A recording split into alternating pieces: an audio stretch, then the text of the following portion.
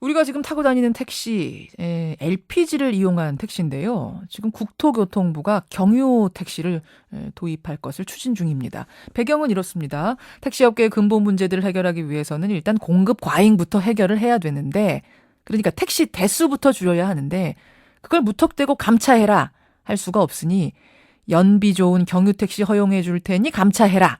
이렇게 되는 거죠. 오늘 정부의 관련 부처들이 모여서 국가정책조정회의 엽니다. 이 문제를 논의하고 다음 국회에서, 정기국회에서 법안을 통과시킨다. 이런 방침인데요. 택시업계는 환영. 하지만 환경단체들은 환경오염 때문에 거세게 반대하고 있습니다. 양쪽 의견을 들으면서 여러분 판단을 해보시죠. 먼저 전국 개인택시운송사업조합연합회 이성훈 기획실장 연결이 돼 있습니다.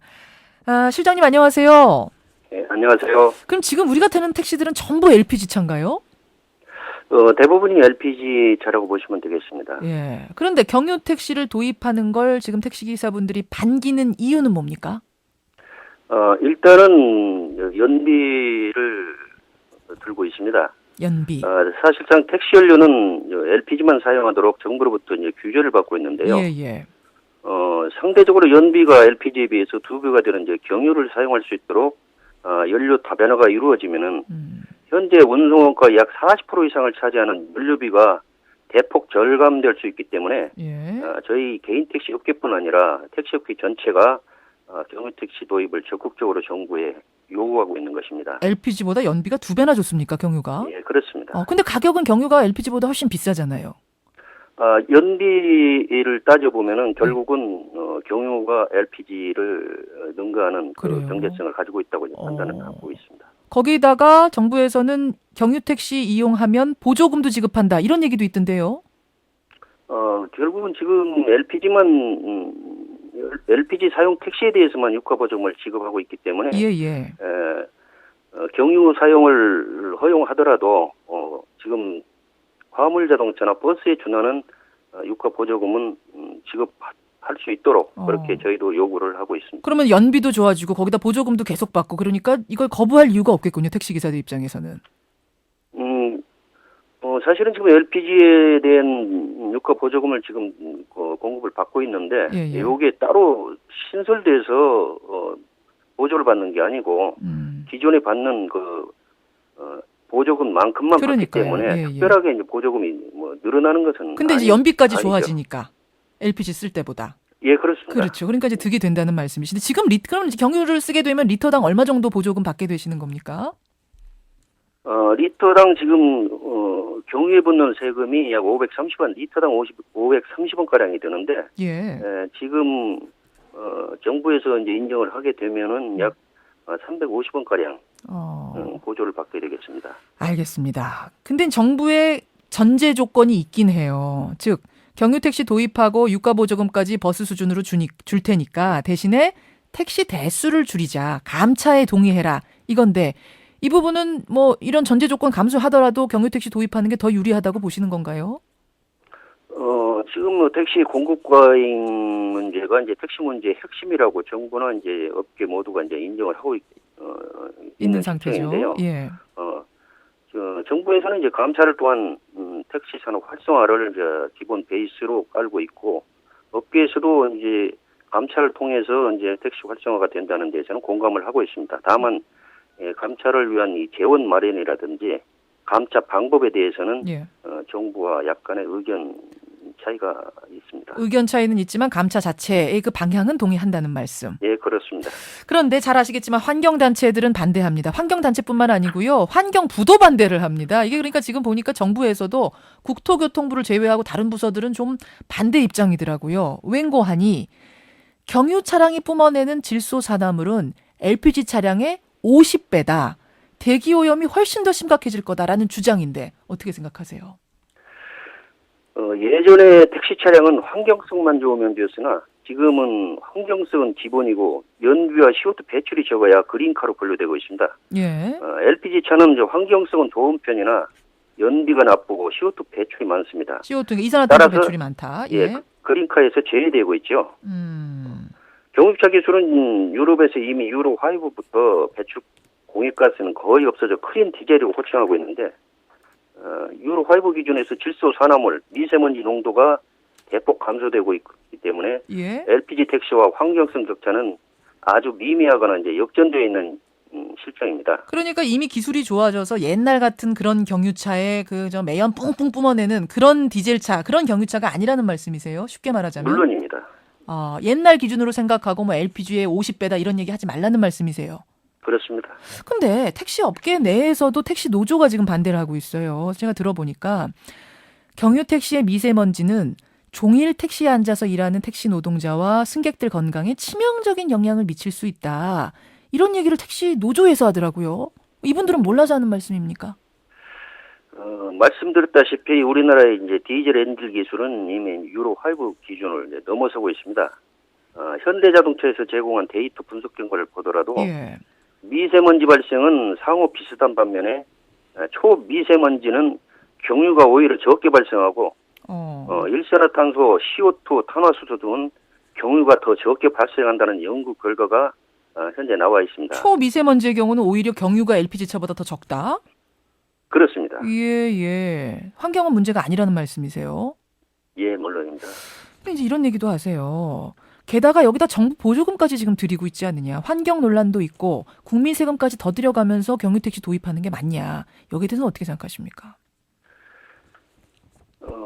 경유 택시는 뭐 안정성은 이미 대폭적으로 기준과 검증이 이제 이루어져 있는 상태인데 다른 대안이 없는 상태에서는 현실적으로 경유 택시 도입이 시급한 형편이고 정부에서는 이제 택시 업계 요구를 이제 적극 수용해야 한다고 이제 저희들도 생각하고 있습니다. 강하게 생각하시네요. 차라리 그러면은 이 경유는 뭐 지금 갑론을박이 있으니까 확실히 검증이 된 후에 도입을 하고 일단은 천연가스 택시, 그러니까 CNG 택시, 또 전기 이용한 택시 도입하자. 여기 이런 대안에 대해서는 어떻게 보세요?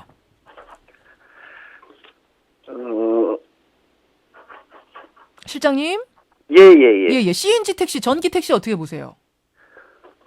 CNG 택시나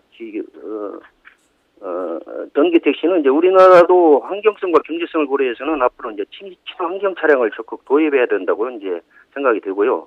특히 이제 전기 자동차는 기술 개발이 진척되면은 택시 차량으로 이제 적극 검토 대상이 되어야 이제 한다고 봅니다. 예. 그러나 현실적으로는 아직 경제성이 증명되지 않았고 경제성. 충전소나 이제 실용을 위한 인프라도 구축되지 못한 실정이고 상용화가 되기까지는 아직 상당한 기간이 소요될 것인데 예. 택시업계가 그때까지 기다릴 수는 없는 형편이죠. 그때까지 기다릴 수는 없다. 예. 우리가 지금 경유 먹고 안정성은 살겠는데. 이미 이제 대폭적으로 기준과 검증이 이루어진 상태인데 다른 알겠습니다. 대안이 없으면은 이런 경유 택시 도입이 아주 시급한 형편입니다. 환경에 그렇게 치명적이지 않다는 말씀 여기까지 예, 듣죠. 그렇습니다. 고맙습니다. 예, 감사합니다. 예, 전국 개인택시 운송사업조합 연합회 이성훈 기획실장을 먼저 만났고요. 이번엔 반대 입장 듣습니다.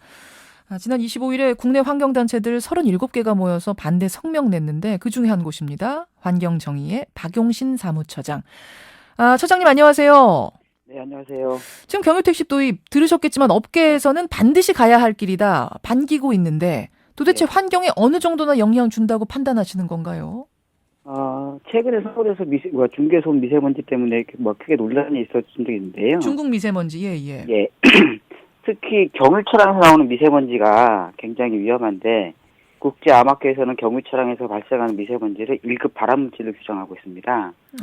최근에 연구원 등등에서 나온 그 연구 결과에 의하면 미세먼지로 인한 수도권 지역의 연간 조기 사망자가 2만 명에 이른다고 얘기하고 있고요.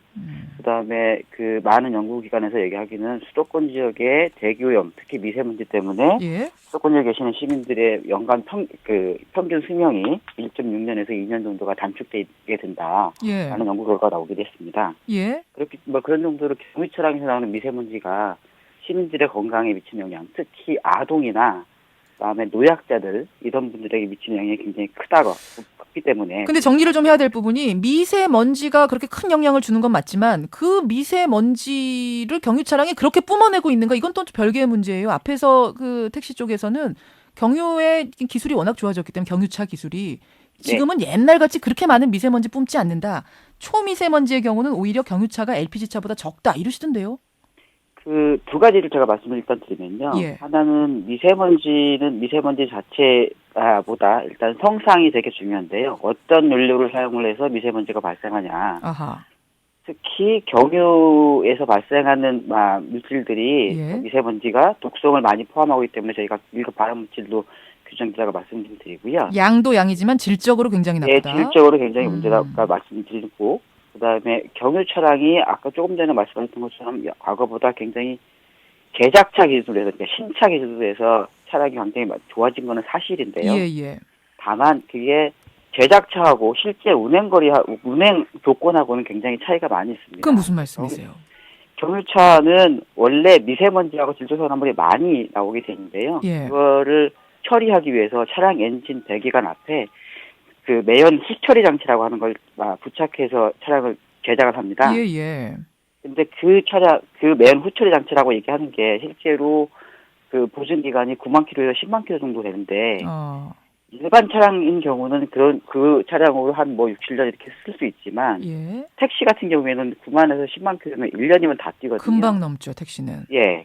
그러면 그 후에는 매연 후처리 장치가 전혀 가동을 안 하기 때문에 과거 10년 전에 나오는 경유 차량이랑 거의 똑같은 수준. 그걸 좀 더 늘려서 부착하도록 하면 안 됩니까? 아니요. 그건 지금 현재 경유 차량이라고 얘기하는 게 LPG 차량보다 한 200만 원 정도 비싼데요. 예. 그걸 1년마다 그 매연 후처리 장치를 계속 교체를 하게 되면 그게 한 400만 원, 300만 원이 되기 때문에 경제적으로 택시 회사가 그거를 감당이 불가능한 상황이고요. 감당이 불가능하다.